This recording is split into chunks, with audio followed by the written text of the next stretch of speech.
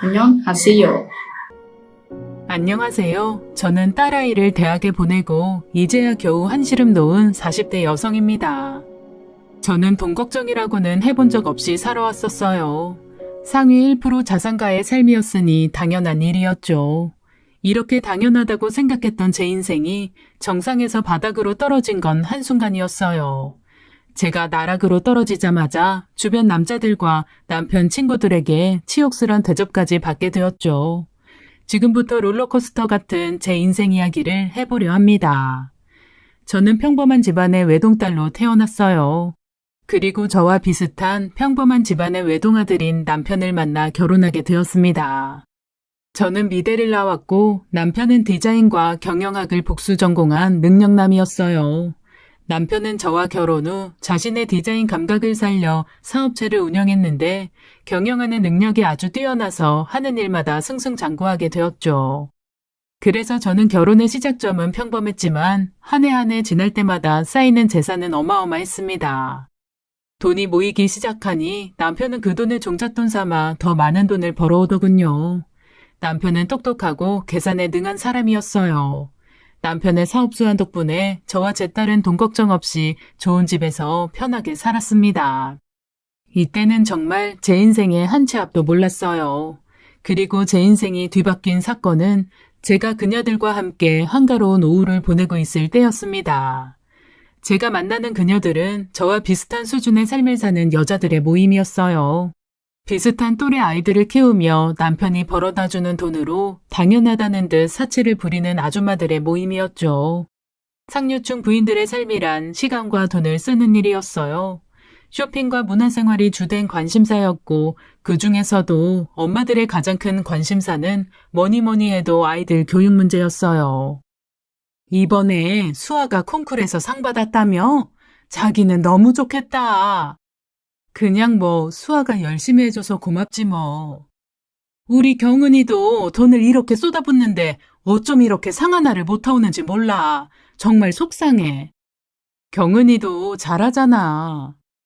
잘하긴 뭘 잘해. 실적이 안 나오는데 선생을 바꾸던지 해야지 원. 아무튼 자기 축하해. 고마워. 언니 축하해요. 언니 그거 알아요? 언니가 내 롤모델인 거. 남편 능력 있지 예쁜 수아는 첼로로 콩쿨마다 상 받지. 게다가 언니네는 인고 부부잖아요. 너무 부러워요 정말. 고마워. 영재도 이번에 수학 올림피아드에서 금상 받았다면서? 그거야말로 정말 대단하지. 나도 축하해. 영재는 수학 말고는 다 그냥 그래요. 애가 잘하는 거 하나라도 있어서 다행이죠 뭐.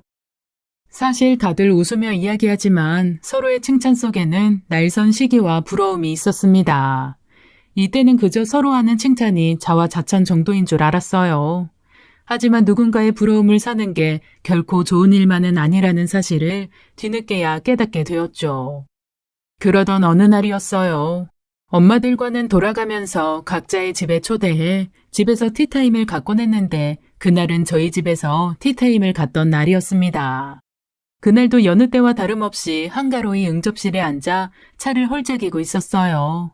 경은 엄마는 이번에 경은이의 하프 선생님을 새로 바꿨다며 선생님 칭찬 일색에 여념이 없었고 저와 다른 엄마들은 열심히 경청해주는 척하고 있었어요.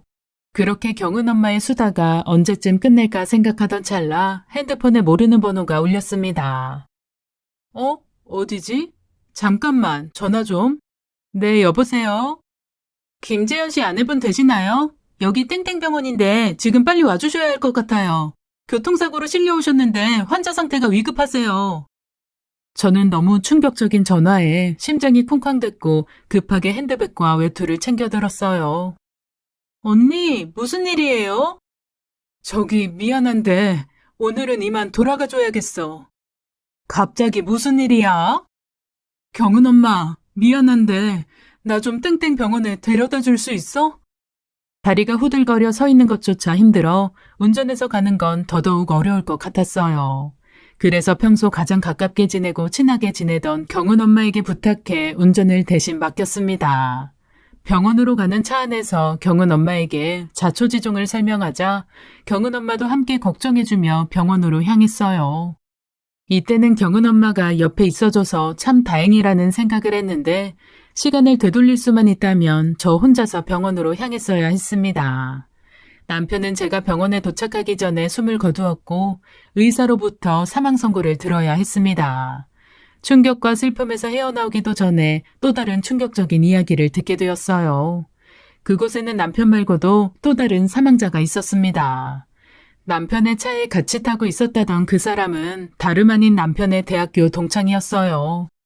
가끔씩 남편이 대학교 이야기를 할 때면 그 여자의 이름도 거론되곤 했기에 대학교 때 친했던 여자 정도로만 알고 있었습니다.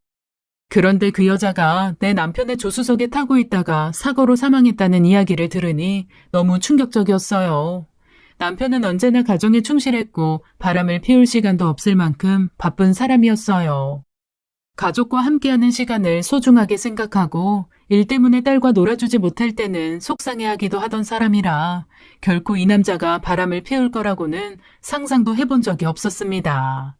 도대체 이 여자가 왜 내 남편과 같은 차에 타고 있다가 사고를 당했지? 라고 생각할 무렵 얼마 전부터 조금 냉랭했던 남편의 모습이 떠올랐어요. 여보, 우리 수아도 박 교수님한테 부탁해서 교수님 과외시킬까? 지금 다니는 학원에서도 잘 배우고 있는데 굳이 그럴 필요 있어? 아무래도 교수님 과외면 더 배우는 게 많을 것 같아서 그렇지. 요즘 이 동네 엄마들 보면 다들 교수님 과외 하나씩은 하더라고. 제발 다른 엄마들이 한다고 따라하는 짓 좀 그만해. 지시라니? 다 수아 교육 생각해서 하는 말인데. 아, 됐어. 나 피곤하니까 당신이 알아서 해. 여보, 요새 무슨 일 있어? 요즘 왜 이렇게 예민해? 누가 예민하다고 그래. 그냥 좀 피곤해서 그렇지. 나 그만 서재에 들어가 볼게. 그전에는 아이 교육 문제에 관한 일이라면 언제든 내 편을 들어주던 남편이 언제서부터인가 부정적으로 바뀌어 있었어요. 그리고 늘 서재에 들어가 컴퓨터를 붙잡고 있던가 아니면 아주 오래 전화통화를 하고는 했어요. 가끔은 누군가와 통화하는지 서재 문까지 걸어 잠그고 있고는 했습니다. 남편이 그럴 때면 중요한 전화라서 방해받고 싶지 않나 보다 생각했어요. 남편을 워낙 믿었으니까요. 다른 여자와 통화하며 바람을 피울 거라고는 단 한 번도 생각해 본 적이 없었죠. 과거의 일을 떠올리며 멍하게 있을 그때 경은 엄마의 말소리가 들려왔어요. 아니 근데 그 여자는 누군데 수아 아빠랑 같은 차에 타고 있었대? 수아 아빠가 바람 피웠을 리도 없고. 뭐? 바람? 경은 엄마 바람이라니. 수아 아빠 일밖에 모르는 사람이야. 경은 엄마 괜한 말로 사람들 오해하게 하지 않았으면 좋겠어. 오늘 보고 들은 일은 비밀로 해줘. 아니 내가 어디 가서 이런 걸 얘기해. 남 일도 아니고 자기 일인데. 나 이 무거워. 그나저나 상심이 클 텐데 힘든 일 있으면 얘기해. 도와줄 일 있으면 도와줄게. 고마워. 내 부탁 꼭 좀 지켜줘. 부탁 좀 할게. 그렇게 경은 엄마의 입단속을 시켜놓고 남편의 장례식을 치르게 되었어요. 함께 부부 동반으로 모임을 하던 친구들이 방문을 해 저를 위로해 주더군요. 눈물까지 흘려주며 제 앞에서 함께 슬퍼해 주던 이들의 모습에 조금의 위로를 받았습니다. 하지만 나중이 되어서야 그 중에 누군가는 가식이었다는 사실을 알게 되었죠. 시간이 어떻게 흘렀는지도 모르게 3일이 지났고 저와 딸은 아주 힘든 시간을 보내게 되었습니다. 딸아이도 갑작스런 사고 소식에 3일 내내 눈물을 흘리더군요. 남편의 장례식이 끝난 후에도 슬픔은 전혀 가시질 않았습니다. 충격과 슬픔 그리고 그리움으로 하루하루를 보내게 되었어요. 그러던 어느 날 문득 남편의 자동차 안 블랙박스가 떠올랐습니다. 저는 남편의 차로 가보았어요. 사실 사고 후 경찰 쪽에서 먼저 블랙박스를 확인하고 갔는데 메모리 카드가 없어서 아무것도 조사하지 못했다고 했었습니다. 그래도 혹시나 하는 마음에 다시 확인해 보려고 한 거였죠. 경찰들 말대로 블랙박스에 메모리 카드는 안 꽂혀 있었고 어디에도 보이지 않았어요. 그걸 보니 그동안 남편을 믿어왔던 내 자신을 의심하게 되더군요. 혹시 다른 여자를 차에 태우기 위해 일부러 메모리 카드를 빼놓은 걸까? 라는 생각이 들었어요. 하지만 제가 달리 사실을 확인할 방법은 전혀 없었습니다. 시간이 지나면서는 괜한 오해하지 말자 싶어 더 이상 생각하지 않으려 애를 썼어요. 가끔씩 그 여자와 함께 있던 남편을 생각하면 울화가 치밀어 오르기도 했지만요. 남편이 하늘로 간 후에는 상속이라는 절차가 남았더군요. 남편의 재산을 정리하다가 저는 너무 충격을 받았어요. 남편의 회사는 부도가 나기 직전이었고 통장의 잔고도 거의 남아있질 않았습니다. 오히려 마이너스 통장만 남은 상황이었어요. 그래도 부동산은 좀 있으니 괜찮겠거니 했는데 임대료 수익이 들어오던 부동산도 하나도 남아있질 않았습니다. 남편이 저와 상의 한마디 없이 부동산도 모두 처분했더군요. 유일하게 남은 거라고는 집 한 채뿐이었는데 그 집에조차 대출이 많이 끼어있는 상황이었어요. 분명히 빚 없이 살고 있다고 생각했는데 남편이 죽기 1년 정도 전쯤 집 담보대출을 거의 최대한도로 받아놓은 상태였습니다. 그동안 계산에 능한 남편이 집안 재산 관리며 돈 관리를 모두 해오던 터라 저는 이런 사정을 전혀 알지 못했어요. 남편이 말 한마디 언급도 없었기에 저는 너무 충격을 받았죠. 딸아이와 둘이 살기에 부족하진 않을 거라 너무도 당연히 생각했는데 남편의 재정 상태는 말이 아니었어요. 남편의 사고제가 끝나고 며칠이 지나 남편 회사는 부도가 나고 말았습니다. 저는 상속을 받고 집을 팔아 남편의 부채를 정리했어요. 그러고 나니 작은 집을 전세로 구할 돈은 남더군요. 저는 딸아이와 함께 눈물겨운 이사를 해야 했어요. 정말 먹고 살기가 막막해졌습니다. 일을 구해야겠다는 일념 하나로 미술학원을 전전했어요. 제가 당장 할 줄 아는 일이라곤 어린아이들을 대상으로 미술 지도를 하는 것이었죠. 다행히 일은 쉽게 구해졌고 이전 생활비에 비하면 턱없이 적은 돈이었지만 당장의 생활을 하는 데는 문제가 없었어요. 학원비는 6개월치를 미리 낸 덕분에 다행히 딸아이는 계속 첼로 학원을 다닐 수가 있었습니다. 그나마 천만다행이란 생각이 들었어요. 하지만 그 6개월이란 시간은 무척이나 빨리 지나갔습니다. 제 벌이로는 딸아이의 학원비를 대는 건 어려운 일이었어요. 하지만 자식 교육만은 끝까지 시켜주고 싶은 마음에 24시 감자탕집에서 새벽에 식당 일을 해가며 돈을 더 벌어왔습니다. 일하는 시간이 많다 보니 잠자는 시간도 부족했고 딸아이를 챙기기는 더욱 힘들어졌어요. 정말 하루하루를 간신히 살아냈습니다. 그러던 어느 날 딸아이가 제게 말을 걸더군요. 엄마, 나 학원 그만둬야 하는 거 아니야? 그게 무슨 소리야? 학원을 왜 그만둬? 학원비가 한두 푼이야? 나 차라리 지금부터라도 첼로 그만두고 그냥 공부할래. 첼로를 왜 그만둬? 너 제정신이야? 넌 그런 거 걱정 말고 열심히 배우고 연습이나 해. 딸아이까지 돈 걱정을 하는 모습을 보니 가슴이 너무 아팠어요. 저는 생활비를 더 충당하려고 제가 가지고 있던 보석들을 정리해 보았습니다. 결혼할 때 받았던 다이아 예물 세트와 그동안 소장하려고 사모았던 보석들을 모두 들고 청담동의 한 샵으로 향했어요. 그곳은 평소 제가 거래하던 귀금속 전문점이었습니다. 보석을 모두 팔려고 하자 주얼리샵 사장님이 놀라더군요. 평소 안면을 트고 지는 사이라 더 놀란 듯 싶었어요. 저는 어쩔 수 없이 제 사정 이야기를 하게 되었죠. 그러자 사장님은 제게 주얼리샵에서 일해보지 않겠냐고 제안해 주더군요. 보수도 꽤 좋았고 보석을 잘 팔면 인센티브제로 수당도 챙겨주겠다고 했어요. 저는 지금 하는 일에 비하면 훨씬 낫겠다 싶어서 그렇게 하기로 했습니다. 그래서 식당 일을 그만두고 평일엔 미술학원에서 주말에는 주얼리샵에서 일을 하게 되었어요. 저는 워낙 보석을 좋아하기도 했고 고객들이 뭘 원하는지 잘 알아서인지 판매 수완이 좋았어요.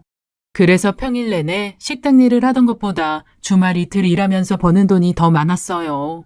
사장님도 매출이 늘었다며 좋아하더군요.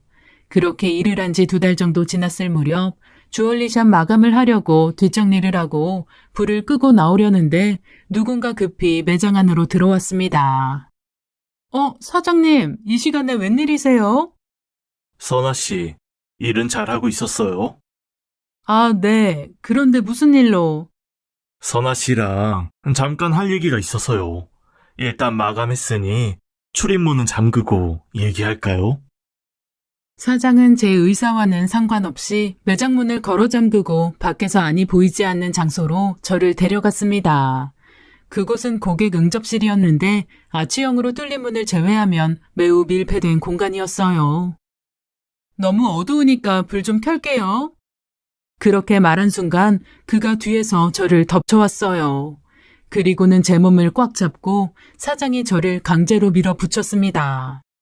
그날은 부인에게 흰색 니트를 입었었는데 그의 완력에 옷의 목 부분이 잔뜩 늘어나 가슴 아래까지 옷이 내려가고 말았어요. 저는 버둥거리다 손에 잡히는 물건을 잡아 그대로 사장의 머리를 올려 쳤습니다. 사장은 으악 소리를 내며 머리를 쥐어잡고 제게서 떨어졌고 저는 그 틈에 매장 밖으로 도망쳐 나올 수 있었어요. 정신없이 뛰다가 매장에서 한참 멀어졌을 때가 되어서야 제 손에 들린 것을 보았습니다. 그건 바로 청동 조각상이었어요. 저는 청동 조각상에 묻은 피를 보고는 화들짝 놀라 길거리에 놓인 쓰레기 봉지 안에 던져버리고 집으로 돌아왔습니다. 내가 어쩌다가 이런 대접을 받고 있는 건지 너무나 서러웠어요. 날 두고 떠난 남편이 원망스러울 지경이었습니다. 집에 돌아와 놀란 가슴을 진정시키고 나니 앞으로의 일이 걱정이 되었어요. 혹시 너무 세게 때려서 잘못된 건 아닐까? 라는 생각부터 지금까지 일한 돈은 어떻게 받지? 라는 현실적인 생각들이 들었습니다. 경찰에 신고할까라는 생각도 했는데 같이 모임을 했던 지인들이 떠올랐어요. 아무래도 사건 조사가 들어가면 소문이 날 테고 제가 그런 일을 겪었다는 걸 다른 지인들이 안다는 게 너무나 창피했습니다. 그래서 그냥 아무 일도 없었던 것처럼 그냥 이 일이 지나가 버렸으면 좋겠다고 생각했어요. 다만 그 사장이 폭행죄로 저를 고소하면 그땐 저도 맞고소를 해야겠다는 마음을 먹고 있었죠. 그리고 다음 주 토요일이 돌아오기 전에 그 사장으로부터 문자로 연락이 왔어요. 이번 달까지 일한 돈과 함께 해고 통지를 알리는 문자더군요. 저는 오히려 잘 됐다는 생각으로 그 일은 잊기로 했습니다. 그로부터 몇 달 후 친구들과의 모임에 나가게 되었어요. 오랜만에 친구들을 만나 기분 전환도 할 겸 나가게 된 거였어요. 처음엔 나름 즐거운 대화를 나누며 분위기가 좋았습니다. 하지만 제가 화장실을 갔다가 돌아왔을 때 제 눈치를 보며 입을 닫는 친구들과 제가 온 줄도 모르고 마냥 제 욕을 하던 사람을 보니 더 이상 그 자리에 있을 수가 없었어요. 선아 언니 너무 안 됐어요. 솔직히 우리 중에 제일 잘 나갔었는데 지금은 행색도 초라하고 보기 좀 그러네요. 가방이랑 옷까지 다 판 모양이더라고요. 그러게 말이야. 옷이 날개라는 말이 맞긴 맞네. 명품 옷 벗겨놓으니까 사람이 초라해 보이네. 그럼 솔직히 우리랑 어울리기엔 좀 안 맞지 않아? 이참에 모임하는 사람들 정리도 좀 하는 게 어때? 선아 언니 빼자고요? 그래, 우리 모임이 그냥 차나 마시자고 모이는 건 아니잖아. 애들 교육 문제 얘기도 하고 서로 윈윈하려고 정보 교류하는 모임인데 이제 이 세계에서 발 뺀 사람하고 계속 같이 어울리면 우리만 불편해져. 경은 엄마 생각은 어때? 하긴 뭐 그동안 수아가 콩쿨에서 상 좀 타온다고 은근 우리 딸 무시했어서 나는 상관없어. 저도요. 서로 도움되자고 모임 갖는 건데 역량도 없는 사람이랑 어울리면 시간 낭비긴 하죠. 선아 언니가 좀 안 됐긴 해도 어쩌겠어요. 모임의 취지가 그런 걸. 지금 무슨 소리들 하는 거야? 아이, 들었어? 사실 자기 이제 애들 교육 뒷받침해주는 것도 어렵잖아. 내 생각엔 각자 생활 수준에 맞게 사는 게 좋을 것 같아. 뭐 수준? 진짜 어이없네. 니들이야말로 인성 수준들이 너무 바닥인 거 아니야? 사람 앞에 없다고 뒤에서 호박씨 나가고 돈만 많으면 뭐해? 죽어라 자식 교육 시키면 뭐하니? 부모가 이 모양인데. 자식 잘 키우고 싶으면 니들 인성부터 뜯어고쳐. 그리고 이딴 모임은 내가 싫어서 더 이상 안 나와. 저는 뒤도 안 돌아보고 카페를 나와 집으로 돌아왔습니다. 그리고 며칠이 지난 어느 날이었어요. 모임에 충격이 채 가시기도 전에 또 다른 사건이 터졌습니다. 학원을 마치고 집에 돌아온 딸아이는 제 눈도 마주치지 않고 바로 제 방으로 들어가더군요. 그리고 곧이어 딸아이의 우는 소리가 들려왔어요. 수아야, 무슨 일이야? 왜 울어? 아니야, 아무것도. 아니기는 뭐가 아니야. 왜 우는데? 어? 엄마한테 말해봐. 말을 해야 엄마가 알지. 말하면 뭐가 달라져? 그러니까 말을 해보라고. 나 그냥 학원 그만두면 안 돼? 학원은 왜? 그냥 다니기 싫어. 너 그 학원 보내려고 엄마가 얼마나 힘들게 일하는 줄 알아? 그러니까 그만두겠다고. 그럼 엄마도 편히 쉬고 나도 애들한테 따돌림 받을 일 없을 거 아니야. 따돌림이라니? 너 그게 무슨 말이야? 엄마도 알고 있었어? 우리 아빠 바람 피우다가 죽은 거라며. 애들이 뭐라는 줄 알아? 아빠는 바람 피다 죽고 내연녀한테 재산 다 퍼줘서 엄마는 땡전 한 푼 없는 거래. 애들 사이에 소문 다 나서 얼굴도 못 들고 다닌다고. 이런 상황에서 어떻게 첼로를 해? 누가 그딴 소리 해? 네 아빠가 그럴 사람이야? 내 생각이 중요해? 애들은 이미 다 그렇게 생각하고 있단 말이야. 저는 딸과 이런 사실을 논하는 것 자체가 거북했어요. 딸과 이런저런 말이 오가봤자 달라지는 건 없을 거라는 것도 뻔했죠. 저는 저런 호황된 소문을 퍼뜨린 여자를 찾아가 문제의 근원을 해결해야겠다고 생각하고 옷을 챙겨 입고 집을 나섰어요. 소문의 근원지는 뻔했어요. 저는 경은 엄마 집 앞에서 배를 누르고 문을 손으로 두드렸어요. 갑자기 무슨 일이야? 네가 헛소리하고 다녔니? 네가 수아빠 바람 피우는 거 봤어? 봤냐고! 그 순간 짝소리와 함께 눈앞이 번쩍였어요. 오히려 때릴 사람은 저인데 그 여자가 제 뺨을 내리친 거였습니다. 다짜고짜 찾아와서 웬 행패야? 그게 사실이니까 소문이 났지 괜한 소문이 났겠어? 뭐? 사실? 너 오늘 잘 걸렸다. 헛소문 퍼뜨린 거에 대한 대가가 어떤 건지 보여줄게. 이리 와. 저는 말을 마치기도 전에 그 여자의 머리채를 휘어잡고 오른쪽으로 꺾었다 왼쪽으로 꺾었다 아주 정신을 없게 만들어 주었어요. 깍깍 소리와 함께 저희 둘은 사정없이 서로를 쳐댔습니다. 어차피 쌍방폭행이니 그 여자를 응징하는데 아무런 죄책감도 없더군요. 제가 말은 체구이지만 운동으로 다져진 몸이라 나름 힘은 좀 셌는지 경은 엄마는 어느 순간 넉다운이 됐고 제게 그만하라고 손을 허공에 휘휘 저어대고 있었어요. 경은 엄마 진짜 최악이다. 이딴 거를 5년이나 넘게 알고 지냈다는 게 소름 끼칠 정도야. 사람 돈 떨어졌다고 대놓고 무시하는 것도 모자라 이젠 헛소문까지 퍼뜨려? 이거 명예훼손인 건 알지? 앞으로 나랑 우리 딸 한 번만 더 건드리면 명예훼손으로 고소당할 줄 알아. 아참, 그리고 이건 똑바로 알아둬. 누가 누굴 무시했다고 그래? 나 한 번도 경은이 무시한 적 없어. 뭐 눈엔 뭐만 보인다더니. 네가 다른 사람 무시하니까 다른 사람도 너 무시하는 줄 아니? 그따위로 살지 마. 다음날 저는 딸아이에게 학원을 나가지 말라고 이야기했고 딸아이는 아무 말 없이 고개를 끄덕였습니다. 그리고 저는 대학 동창에게 연락을 하게 되었어요. 같은 학교 다른 학과 친구였는데 음악을 전공한 친구였어요. 지금은 지방의 모 대학에서 교수를 하고 있는 친구에게 첼로 과외를 해줄 교수님을 알아봐달라고 했어요. 그렇게 연결된 음대 교수님에게 딸의 과외를 맡기게 되었습니다. 아무래도 딸을 맡기니 여자 교수님이었으면 좋겠다고 생각했는데 남자분을 소개받게 되었어요. 그분을 지금부터는 정 교수님이라고 칭할게요.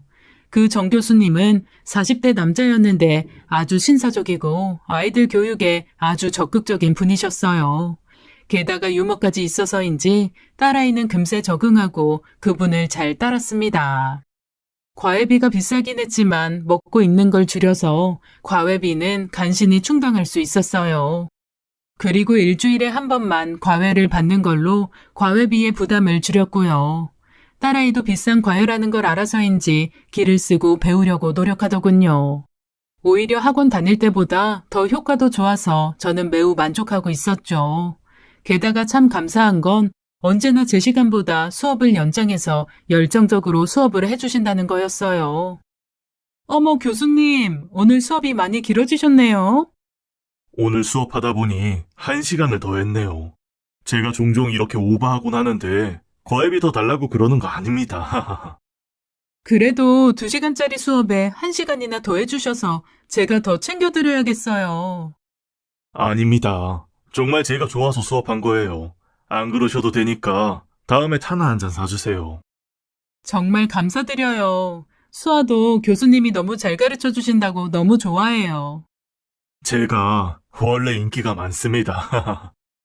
사람이 어찌나 밝은지 정 교수님과 대화를 나누다 보면 제 마음도 즐거워지고 편해지곤 했어요.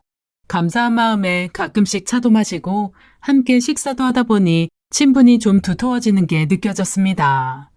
분명 다른 과외하는 아이들 집안은 빵빵하고 부잣집일 텐데도 저에게 주눅들게 하는 말이라거나 다른 아이들과 비교하는 말도 전혀 하지 않았어요. 그래서 참 사람 됨됨이가 괜찮은 사람 같다고 생각이 들었죠. 그러던 어느 날이었어요. 뜬금없이 영재 아빠한테서 연락이 왔더군요. 형수님, 잘 지내고 계세요? 아, 네. 그런데 무슨 일로? 전화로 하기는 좀 그렇고 만나 뵙고 얘기하고 싶은데 그냥 전화로 얘기하세요. 전해드릴 것도 있고 해서요. 저는 영재 아빠의 갑작스런 전화에 얼떨결에 약속을 잡게 되어 나가게 되었어요. 영재 아빠가 약속 장소로 정한 곳은 호텔 아래에 있는 분위기 좋은 레스토랑이었습니다. 무슨 일이냐는 물음에는 뜸을 들이고 답을 안 해주면서 밥부터 먹자고 하더군요. 어색하게 단둘이 마주 앉아 스테이크를 썰고 있자니 그 자리가 너무나 불편했어요. 밥을 어느 정도 먹은 후에야 본론을 이야기했어요. 그가 봉투 하나를 내밀었습니다. 그걸 제 손에 쥐어주며 제 손을 꼭 잡더군요. 이게 뭐예요? 사실 형님 그렇게 되시고 제가 형수님 챙겼어야 했는데 너무 늦게 찾아뵈었네요. 그동안 혼자서 수학 키우시느라 고생 많으셨죠? 네, 사는 게 정 같진 않네요. 이건 형수님께 작은 도움이 돼드리고 싶어서 제가 준비한 작은 성의예요.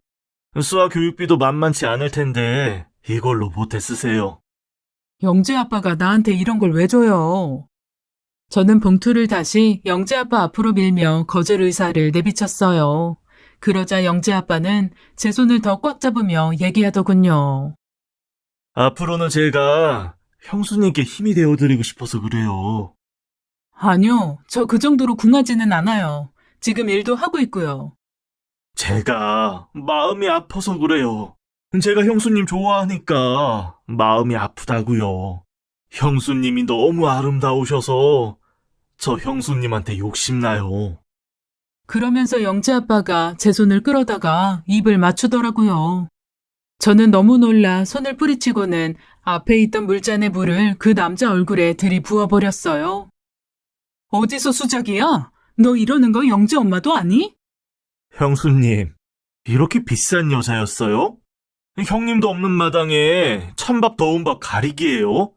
저랑 하룻밤 보낸다면 사람들 아무도 몰라요. 저랑 형수님만 입 다물면 아무도 모른다고요. 제가 그동안 형수님 좋아한 거 모르셨어요?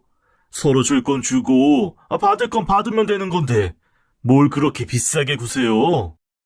기가 막히고 어이가 없어서 말문이 막혀 있을 그때 누군가의 익숙한 목소리가 들려왔어요. 딩기다뇨. 누가 봐도 엄연히 싫다고 강하게 얘기하고 있잖아요. 그쪽이야말로 지금 이게 뭐 하는 짓입니까? 싫다는 사람한테 이러는 거 성희롱이에요. 이 사람 혹시 신고하실 거면 제가 얼마든지 증언해드리겠습니다. 뭐? 신고? 제3자는 빠지시죠. 뭘 안다고 껴들어요. 본의 아니게 처음부터 끝까지 얘기 다 들어서 알 거는 다 압니다. 여자분, 신고하시겠어요? 정 교수는 저를 모르는 사람처럼 대하며 제 편을 들어주고 있었어요. 저는 그렇게 해주면 고맙겠다며 맞장구를 쳤습니다. 그제야 영재 아빠는 자리를 털고 일어나더군요. 영재 아빠가 떠난 후 저는 정 교수와 잠시 이야기를 나누게 되었어요. 수아 어머니, 괜찮으세요? 네, 좀 놀라긴 했는데 괜찮아요. 그런데 여긴 어쩐 일로? 사실 오늘 여기서 미팅이 있어서 들렸다가 집에 들어가는 길에 수아 어머니가 보이셔서 잠깐 뒷자리에 앉아 있었어요. 뒷자리예요? 아, 제가 엿들으려고 그런 건 아니고 어쩌다 보니 분위기가 심각해 보여서 잠깐 실례했네요. 기분 나쁘셨다면 죄송합니다. 아니에요. 덕분에 불편한 상황 모면했어요. 고마워요. 그렇게 인사를 나누고 난 후 저는 집으로 돌아왔어요. 집에 돌아와 자려고 누웠는데 이런저런 생각이 나서 잠을 설쳤어요. 돈이 떨어지고 나니 참 별일 다 겪는구나 싶고 그 중에는 좋은 사람도 있어서 다행이라는 생각도 들었죠. 영재 아빠는 그 후로도 저를 어찌 해보려는 걸 포기하지 않았는지 몇 번 더 연락이 오더군요. 저는 한 번만 더 연락하면 영재 엄마와 영재에게까지 알리겠다고 엄포를 놓았고 그제야 영재 아빠의 연락은 더 이상 오지 않았습니다. 그러던 어느 날이었어요. 남편이 사고 난 날 탔던 자동차를 처리하지 않아 과태료까지 물게 되었고 저는 뒤늦게서야 폐차하기로 마음을 먹게 되었어요. 그리고 차를 폐차하기로 한 날 저에게 연락이 한 통 왔습니다. 사모님, 여기 차 안에 메모리 카드 같은 게 떨어져 있는데 이거 중요한 건가요? 메모리 카드요? 혹시 블랙박스 메모리 카드인가요? 그건 확실히 모르겠는데 블랙박스에도 끼울 수 있는 건 맞아요. 제가 지금 바로 갈게요. 버리지 말고 꼭 좀 잘 보관해 주세요. 그렇게 찾을 땐 없던 메모리 카드가 어디서 어떻게 발견된 건지 신기할 따름이었어요. 그곳에 가서 받아온 메모리 카드를 떨리는 가슴으로 노트북에 연결해 보았습니다. 노트북은 남편이 쓰던 거였는데 남편이 떠난 뒤로는 한 번도 켜보지 않았었어요. 저는 떨리는 마음으로 메모리 카드에 있는 동영상을 재생시켰습니다. 그리고 그곳에서 너무나 충격적인 사실을 알게 되었어요. 그 사실을 알게 되자 저는 눈물을 흘릴 수밖에 없었습니다. 지은아, 정말 고마워. 네 덕분에 이번 위기를 넘길 수 있을 것 같다. 고맙긴 난 그냥 남편한테 부탁하는 것 뿐인데 너희 회사에 투자 자금 들어가면 회사 운영 잘해서 많이 불려줘. 고마워. 사실 이건 아무한테도 말 안 한 건데 내가 회사 자금 때문에 발 동동 굴리다가 지푸라기 잡는 심정으로 코인까지 했어. 그런데 그것까지 급락하는 바람에 정말 이제 다 끝났다 생각했거든. 그런데 네 남편이 도와줄 수 있다니까 죽다 살아난 기분이야. 정말 고마워. 인사는 나중에 일 다 잘 풀리고 나면 해. 그때 네 와이프랑 우리 남편이랑 같이 부부 동반으로 식사나 한번 하자. 그래, 그러자. 그나저나 네 차는 언제 수리되는 거래? 외제차라 일주일은 넘게 걸릴 것 같아. 남편이 차 렌트해준다는데 요새는 별로 나갈 일도 없고 그래서 렌트 안 했더니 오늘 너한테 이렇게 신세지게 됐네. 신세라니. 내 은인인데 내가 당연히 모셔다 드려야지. 5번은? 아무튼 너무 걱정 말고 기다려. 우리 남편이 너한테 곧 연락할 거야.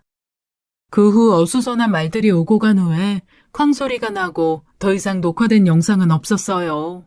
아마도 사고가 나면서 메모리 카드가 떨어져 나간 것 같았습니다. 남편의 마지막 가는 상황을 직접 보니 급격히 슬픔이 밀려왔어요. 그리고 남편이 왜 그 여자와 함께 차에 타고 있었는지도 알게 되었고 남편에 대한 내 믿음이 틀리지 않았음에 감사했어요. 남편은 회사 부도를 막기 위해 대학 동창에게 부탁을 했고 그 지은이라는 사람의 남편이 투자 자금을 지원해주기로 약속한 듯 했습니다. 하지만 남편과 지은 씨가 세상을 떠나자 더 이상 그 약속을 지킬 이유가 없었고 남편 회사에 투자도 하지 않아 부도가 난 것 같았어요. 그 사실을 안 날 저는 딸에게 아빠의 이야기를 들려주었어요. 수아도 아빠의 마지막 모습이 궁금하다고 해서 함께 그 영상을 다시 보게 되었습니다. 수아도 저도 참 많이 운 하루였어요. 수아는 아빠에 대한 오해를 풀어서인지 다음 날부터는 한층 더 밝아진 모습으로 가벼운 발걸음으로 집 밖을 나서더군요. 무엇보다 딸의 당당해 보이는 모습이 보기 좋았어요. 그리고 다음날 남편의 노트북을 다시 켜보았어요. 남편이 세상을 떠나기 한두 달 전부터 서재방에서 하루 종일 노트북만 들여다보던 것이 생각이 났어요.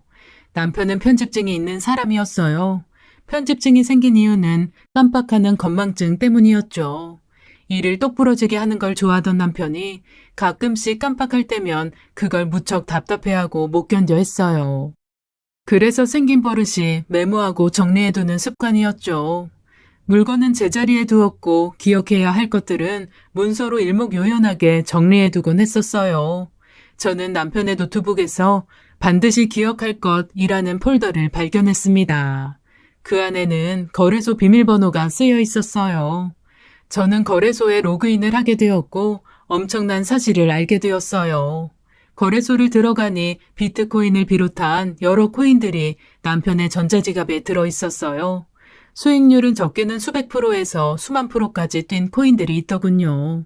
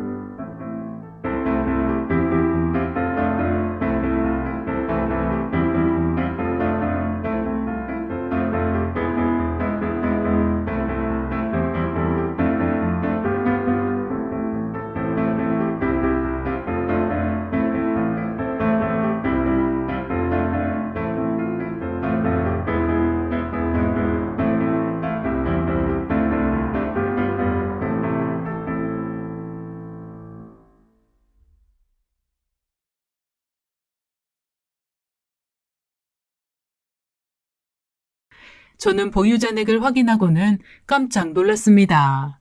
그곳에는 수백억이 들어있었어요. 저는 남편이 세상을 뜨기 마지막까지도 열심히 살기 위해 무던히도 노력했음을 알 수 있었어요. 그곳엔 이런 메모도 있었습니다.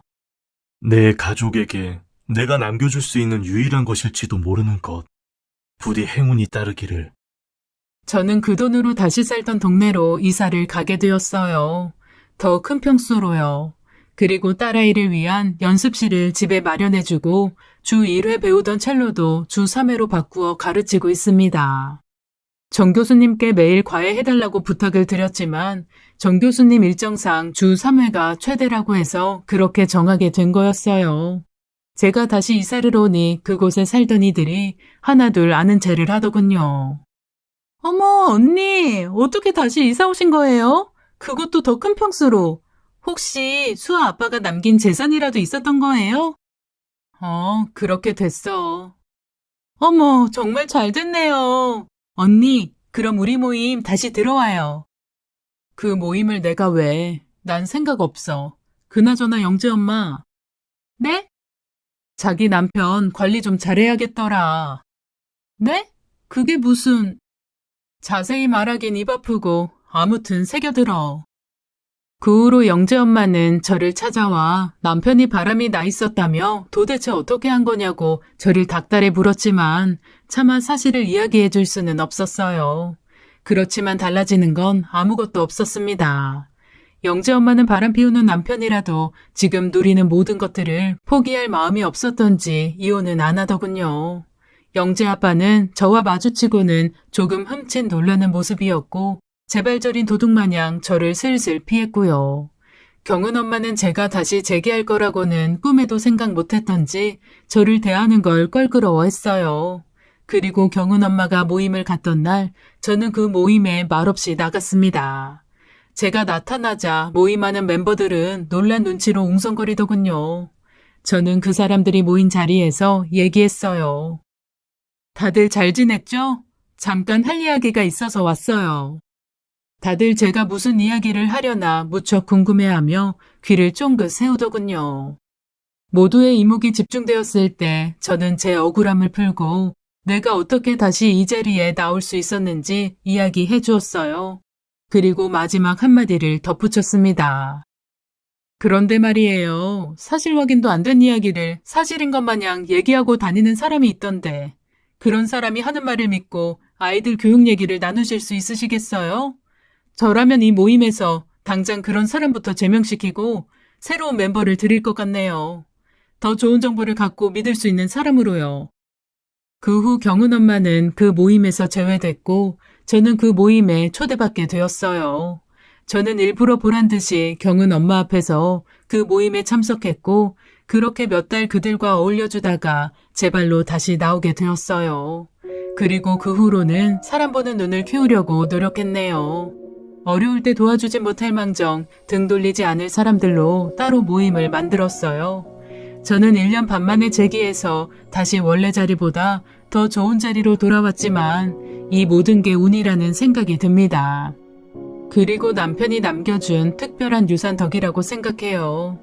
제 사정이 아주 많이 어려웠을 때 저를 돈으로 유혹해 저를 어떻게 해보려는 남자들이 여럿 있었어요. 그 유혹에 넘어가지 않고 딸에게 부끄럽지 않은 엄마로서 자리를 지킬 수 있음에 감사한 마음으로 이 글을 마치려 합니다. 제 긴 글 읽어주셔서 감사드려요. 지금까지 사연 읽어주는 남녀였습니다. 끝까지 함께 해주신 여러분 감사드리며 저희는 다음 사연으로 돌아올게요. 안녕하세요.